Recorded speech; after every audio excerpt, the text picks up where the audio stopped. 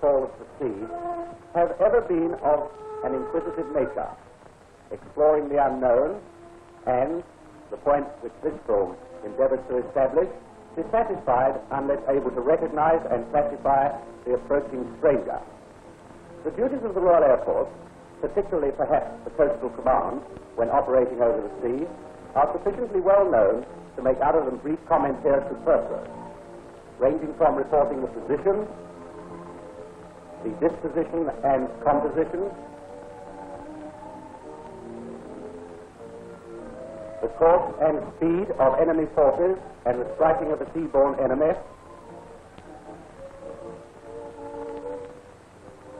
the Royal Air Force cooperates with the Royal Navy in carrying out the successful achievement of this, the safe conduct of convoys, and strains every nerve to avoid this, the sinking of British tonnage.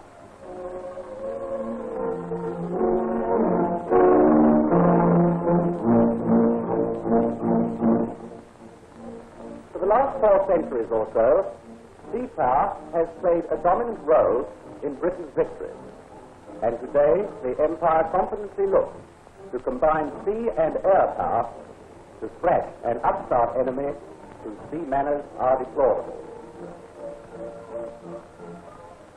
But to the challenge, who goes there, this film answers friends, because it portrays to you some of the types of ships in the Royal Navy in order that you may recognize them when you meet again. And incidentally, next time you see your sailor friend ashore, ask him how much time he's been putting in at aircraft recognition. I'll guarantee you don't want to drop bombs on him, and neither does he want to take a crack at you. Which reminds us of Lord Nelson's remark: damn our enemies and God bless our friends. Amen. Let us therefore examine some of the types of ships which sail to form a fleet. The battle fleet is composed of battleships and sometimes battle cruisers. Battleships are the full back of the British Navy, and the first thing that strikes one is their powerful appearance.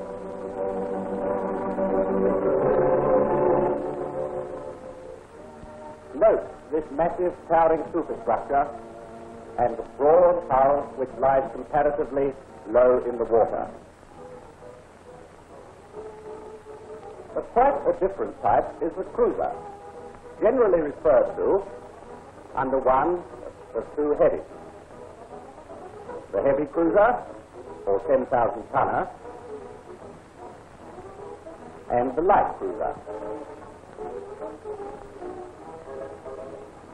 Cruisers have a variety of duties and will be found forming reconnaissance screens ahead of or flanking the battle fleet, and roam the ocean highways across the Empire from Malta to the Far East, and carry out protective trade patrols and convoy duties, and keep a watchful eye on British interests wherever the flag is flown. And here is another type, the destroyer, sometimes referred to in the Navy as the maid of all work. The primary function of destroyers is to deliver torpedo attacks on the enemy's forces, all or any of the enemy's forces.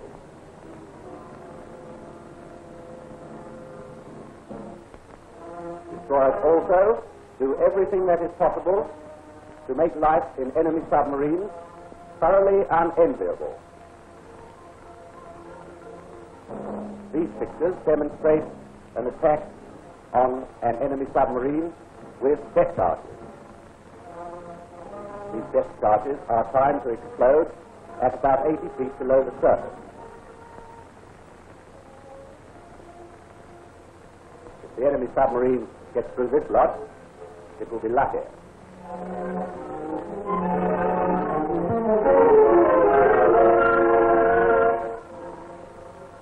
High-speed mine laying and mine sweeping and the laying of smoke screens again finds these rakish little vessels busily and effectively engaged. These pictures show a smoke screen being laid. The the sort of smoke screen which is sometimes used to protect convoys.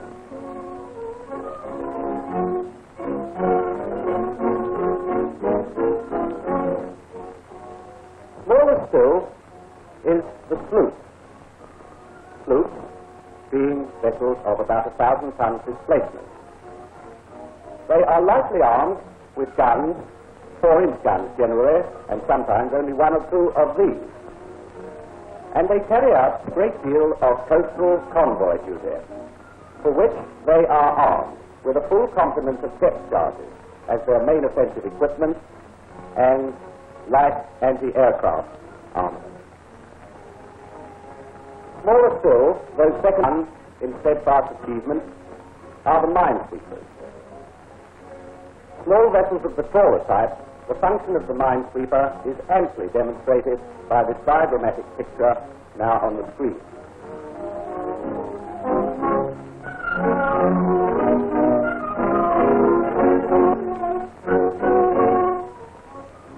Last but not least is the aircraft carrier. Here are some of our chaps giving the Ark Royal a cheer when she came back from her epic operation at Taranto. Generally escorted by destroyers, aircraft carriers are the eyes of the fleet, and from their decks take off the offensive torpedo attacks and the defensive fighter patrols required by a battle fleet at sea. However, when a battle fleet puts to sea, it commands more than the type so far shown in this film. Depot and repair ships, for instance. Here is a typical depot and repair ship. Actually, this ship is the Woolwich. And submarines.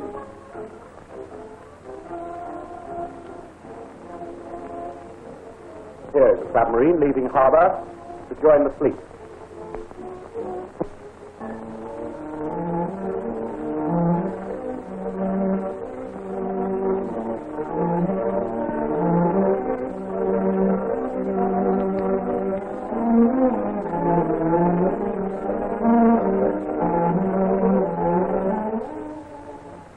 When contemplating the British Navy, it is impossible not to think of that immortal sailor, Admiral Lord Nelson, and ponder on his words. I may have 2 fleets to fight, he said, but if I have the ships, then so much the better. Not to attack, I would consider a national disgrace. My principle is to assist in driving the enemy to the devil and restoring peace and happiness to mankind. Nose, nose, nose, starboard, starboard, starboard. Nose, nose, nose.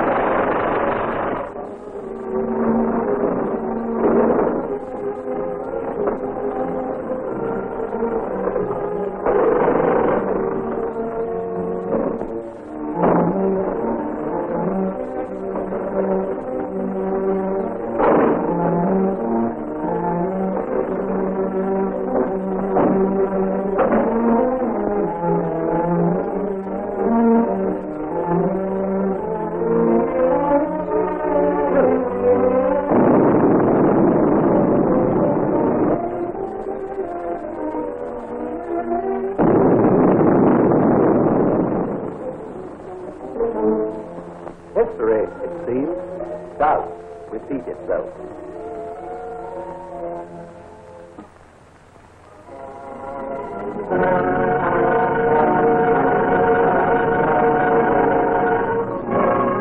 There are 4 classes of battleships in the Royal Navy: the Queen Elizabeth class, the Royal Sovereign class, the Nelson class, and the King George V class, and they are augmented by the 3 battle cruisers, Hood, Renown, and Repulse. The veterans of the fleet are the 5 ships of the Queen Elizabeth class. But before discussing them, we will study a diagram which shows us how modern reconstruction has affected their appearance. The QE class first 3 ships, Warspite, Queen Elizabeth, and Valiant, now have a square box-like control tower and a single orthodox funnel. But the fourth and fifth ships of this class, Barham and Malaya, retain the tripod formers and the original broad trunk funnel, once a feature of all the five ships, but now to be found in Barham and Malaya only. Here is a picture of Warspite, and the square box-like control tower is easily discernible. And here is the feature which will aid recognition of Barham and Malaya. It is the broad front funnel and the tall, towering tripod forward. This funnel is found in Barham and Malaya only. The Royal Sovereign class, four ships, Royal Sovereign, Revenge, Ramillies and Resolution, have been easy to identify for many years now because of their tripod formers, part above of which is a single orthodox funnel. It is its close proximity to the tripod formers which identifies these ships. There are four ships in this class. May I repeat their names? Royal Sovereign, Revenge, Ramillies, and Resolution. And Revenge and Resolution carry cowls on the top of the funnel. Here we are, we can see the funnel cowling in this picture. In 1923-1925, the fleet was joined by the Nelson class. Two ships, Nelson and Rodney. Here they are, both together on the screen now. They are easy ships to recognize by virtue of the fact that the whole of the main armament is carried forward of the octopoidal or control tower. It is clearly demonstrated in this picture. The whole of the main armament is carried forward of the control tower on the lengthy foredeck. The control tower is a well-defined feature, and here is the latest addition to the fleet, King George V. Five ships, King George V, Prince of Wales, Duke of York, Jellicoe, and Beatty. This is the first battleship for many years in the Royal Navy which carries two funnels. And the square modern control tower is well in evidence. King George V carries quadruple gun turrets. It is the only British battleship which carries turrets with 4 guns in them. The battle cruisers Hood, Renown and Repulse augment the battle fleet, and here is Hood, easily distinguished by her great length, tripod formers and 2 funnels, which it will be seen here are similar in size and construction. Remember that the 2 funnels in Hood are of the same size, even at this rather longer range. It will be noticeable.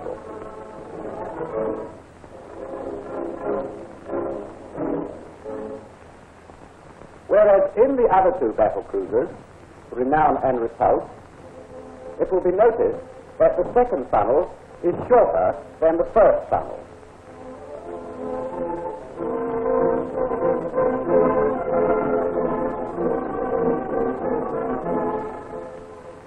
This picture displays this feature to a nicety. Tripod formers, 2 funnels, and the second funnel is shorter. But Renown has been reconstructed, and again we see this box-like modern control tower. Actually, she may be mistaken at long range for the battleship King George V, which also, you will remember, has 2 funnels and a square box-like control tower, and her main armament guns are carried in 3 turrets. But in Renown, the turrets are twin turrets.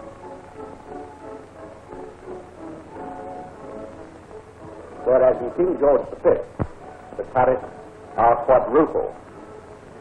Here they are. The strength of the Royal Navy in aircraft carriers is invested in two hardy old veterans, the Eagle and Furious, and the modern Ark Royal and the new Illustrious class. Here is the Eagle.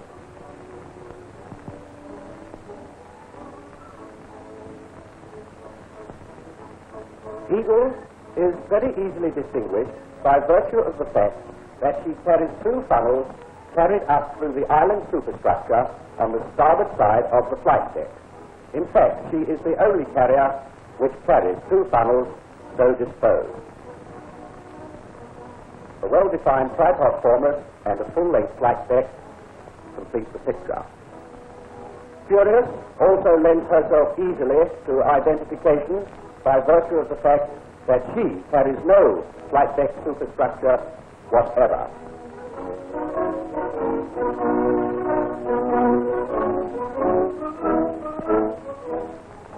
Perhaps the best-known carrier in the fleet at the moment is the Ark Royal, and a similar type of carrier, very much the same in appearance, is joining the fleet, that is, the new Illustrious class. Ark Royal has a full-length flight deck, one funnel to starboard, and a light mast.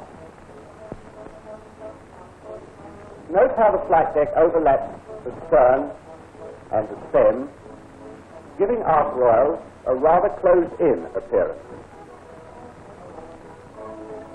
Before going through these battleships, battlecruisers, and carriers again, let us study this sketch. Queen Elizabeth class, first three ships, box-like control tower and single orthodox funnel, that is in the top left-hand corner. Queen Elizabeth class, fourth and fifth ships to the right, tripod formers, and the original broad trunk funnel. The Royal Sovereign class, that is Royal Sovereign, Ramillies, Revenge, and Resolution, tripod formers, and single orthodox funnel hard abaft this former. The Nelson class, with her well-defined octopoidal or control tower and single orthodox funnel, and the whole of her main armament carried forward.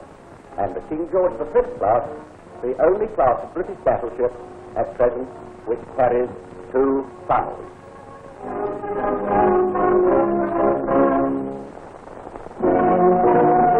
Actually, this picture is the fleet led by Warspite bombarding Tobruk.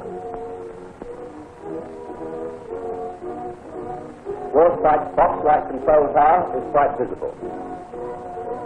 And here is the funnel feature, which lends itself to identification of Sarum and Malaya.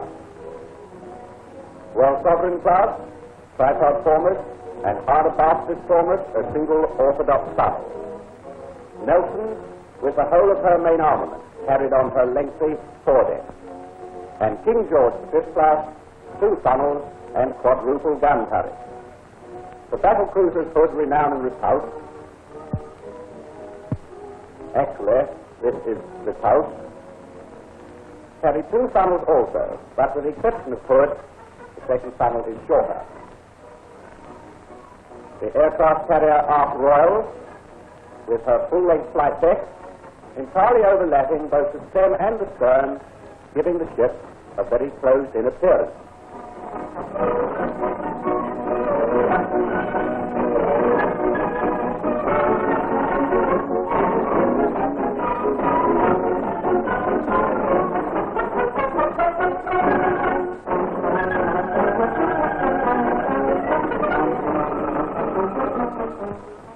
Here she is again. Note that full-length flight deck and the single funnel carried to starboard and the light tripod mast.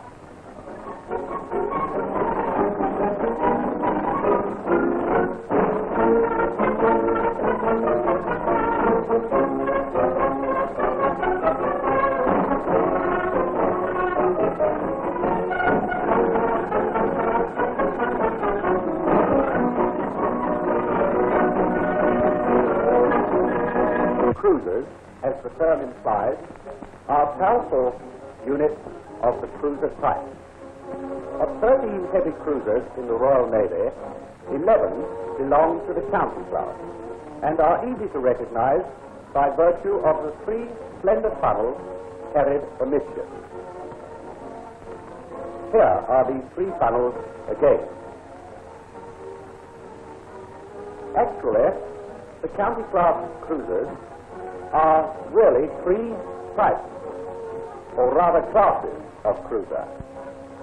The Dorsetshire class, Dorsetshire and Norfolk, the London class, London, Devonshire, Shropshire and Sussex, and the 5 Kents, that is Kent, Cornwall, Cumberland, Berwick and Suffolk. It is easy to see why they are broadly referred to as county-class cruisers. The two remaining heavy cruisers are the York and Exeter. Originally designed to carry 3 funnels, the first funnel was sunk into the second to make the bridge more habitable and save weight and space. The 2 funnels now carried close together amidships, tall, slender funnels, identify York and Exeter. And it should be remembered that in York, the funnels and the masts are raked, and in Exeter, they stand vertical.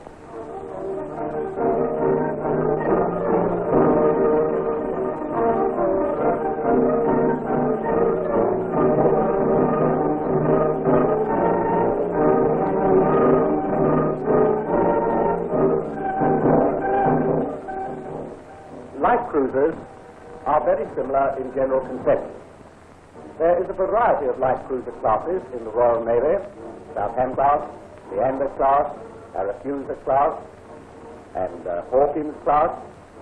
But if a description is given of Southampton class, Leander class, and Arethusa class, it should suffice to give a pretty clear indication of what the average British light cruiser looks like. The Southampton class, sometimes referred to as the town or city class, bear the names of well-known cities such as Newcastle, Glasgow or Sheffield, and the outstanding recognition feature is the manner in which the bridge structure is carried aft to form aircraft accommodation, up through which the first of 2 funnels is carried. The first funnel is thus partially obscured.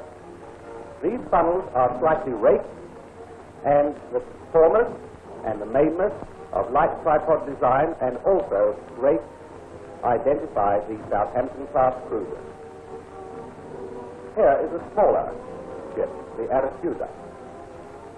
There are 4 ships in this class: Arethusa, Galatea, Penelope and Aurora, all worthy descendants of the original saucy Arethusa. Their identification feature is quite obviously the manner in which the 2 funnels are carried vertically and widely spaced amidships. Between these funnels is mounted the aircraft, catapult, and aircraft. Here is a single funnel British cruiser, the Leander class, in which there are 5 ships: Leander, Neptune, Ajax, Orion, and Achilles. And the feature here, quite obviously, is the single, squat, vertical funnel which is broadly trunked both fore and aft.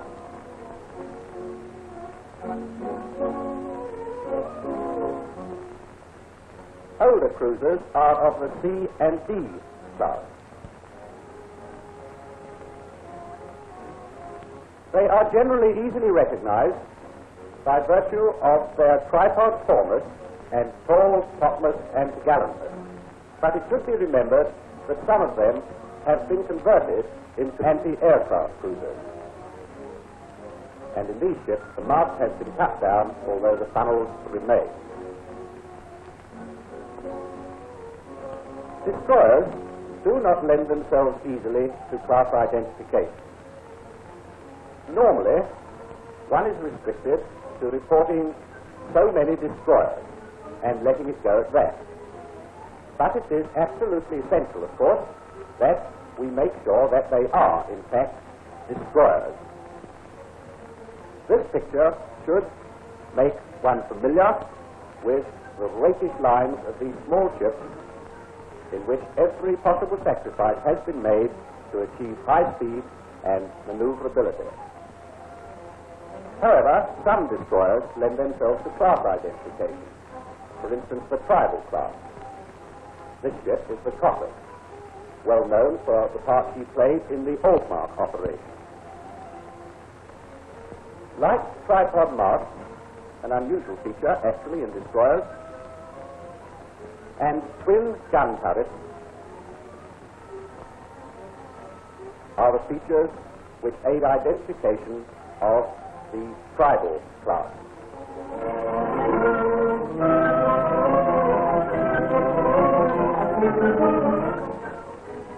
And here are some of the 50 American destroyers which have recently joined the British fleet. They are the easiest of all destroyers to recognize by virtue of the fact that they carry 4 funnels. And that is about all one need say about them. It should be noticed, however, that sometimes destroyers can be identified by the pennant numbers, which are painted on the bow. Here is an example, H61. These pennant numbers are also painted on the stern. Here is another example, H08. And now for the sloops. There are a large number of sloops in the Royal Navy, and they also are much the same in general conception. Small vessels of about 1,000 tons displacement, they all look very much the same as this one, which actually is the Aberdeen. Sloops of the Flower class, Rosemary, Lupin, and Foxglove, carry 2 funnels. And here are some minesweepers. Frequently, minesweepers are small vessels of the trawler type. And this diagram adequately shows one way, at least, in which they carry out their function.